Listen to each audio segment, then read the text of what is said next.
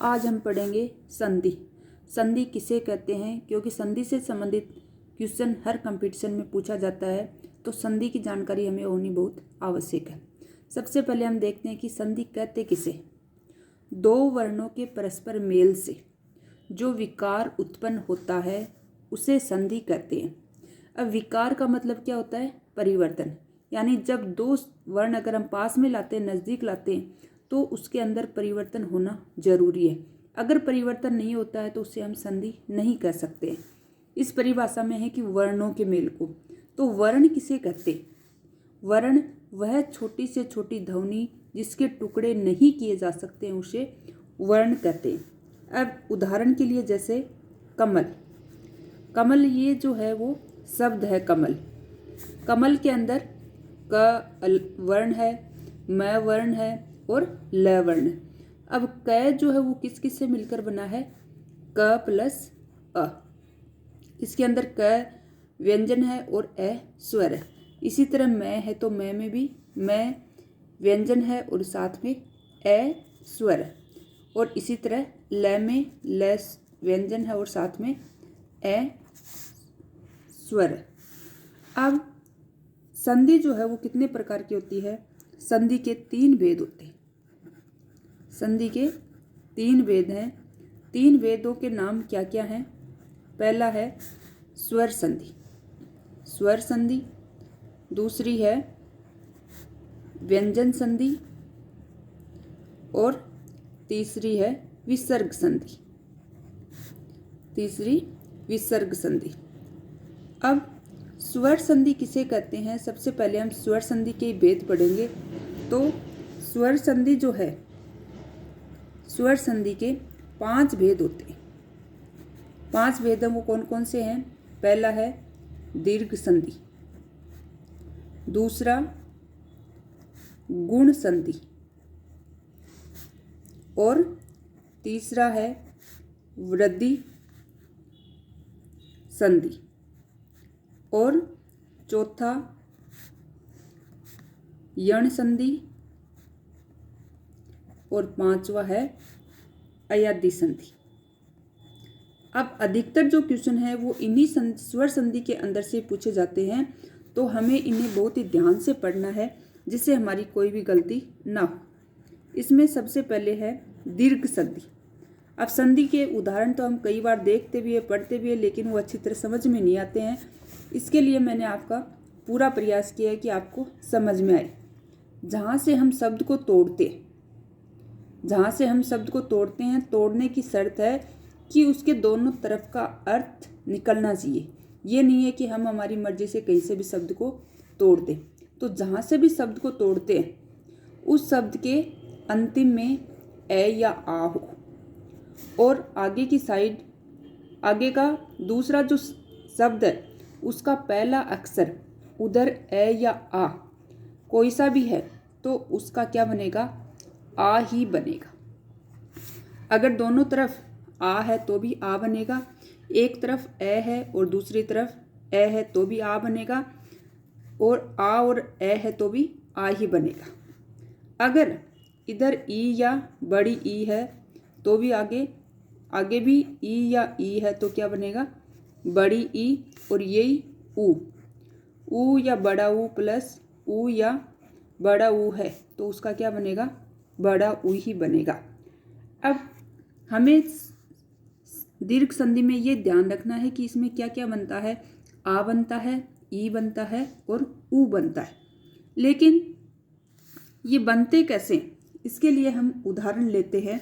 जैसे राम, राम प्लस अनुज ये शब्द है।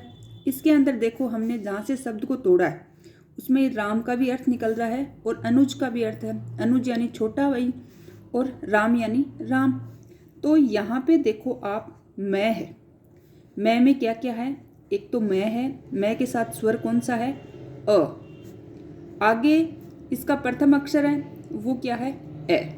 आपको जैसे यहाँ बताया था कि अगर इधर ए या आ कोई सा भी हो और आगे का पहला अक्षर ए या आ कोई भी हो तो क्या बनेगा? आ बनेगा।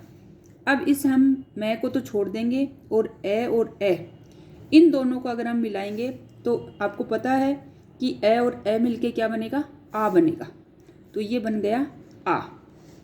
अब हम इसको जोड़ेंगे तो रा पहले से है, क्योंकि संधि में जहाँ से शब्द को तोड़ते हैं तो पहले अक्षर का अंतिम और दूसरे शब्द का प्रथम अक्षर, इन्हीं के अंदर परिवर्तन होता है, इसके अलावा किसी में कोई भी परिवर्तन नहीं होता है।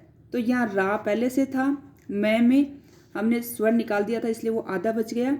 आगे नू है और ज है, क्योंकि ए यहाँ पे ले लिया था हमने। तो अब इसको हम जोड़ेंगे तो रा मैं में आ जोड़ा तो क्या बना, माँ, और आगे वाले योगी आ जाएंगे नुज, रामा नुज। ये शब्द हो गया। अब इसी तरह हम एक दूसरा उदाहरण और लेते हैं, जैसे देव प्लस आलय।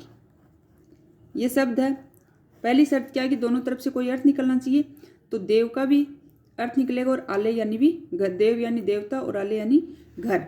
अब यहाँ पे हम देखेंगे व में कौन सा स्वर है, अ, और आगे जो है आ है ये, क्योंकि इसका ये लेना है और इसका ये लेना है। प्रथम शब्द है उसका अंतिम और दूसरे शब्द का प्रथम। अब यहाँ पे हम इसको तो छोड़ देंगे क्योंकि हमें तो स्वर संधि है, स्वर से मतलब है। तो ए और आ मिलके भी क्या बनेंगे, आपको ऊपर बताया था क्या बनेंगे, किधर कोई भी आ है, आ प्लस ए भी क्या बनेगा, आ ही बनेगा। तो ये बन गया आ। अब इसको जोड़ेंगे, दे है, फिर वह, इसमें से आधा है क्योंकि इसमें से स्वर निकाल दिया था हमने, और ल और य। इसको जोड़ेंगे तो दे, वह में आ जोड़ा तो वा ल य, देवाल। ये आपका बन गया। अब इसी तरह हम ई का करते हैं। ई का करेंगे तो क्या करेंगे, जैसे रवि प्लस इंद्र, ये है।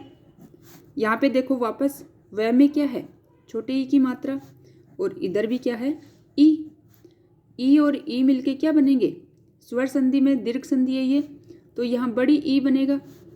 तो र है, फिर वह का यूं, और आगे न और द्र। इसको अब हम जोड़ देंगे बस, वह में बड़े ई की मात्रा लगाई तो वी न द्र, रविंद्र शब्द हो गया। इसी तरह हम एक और इसका उदाहरण लेते हैं, जैसे परी प्लस इक्षा, ये है।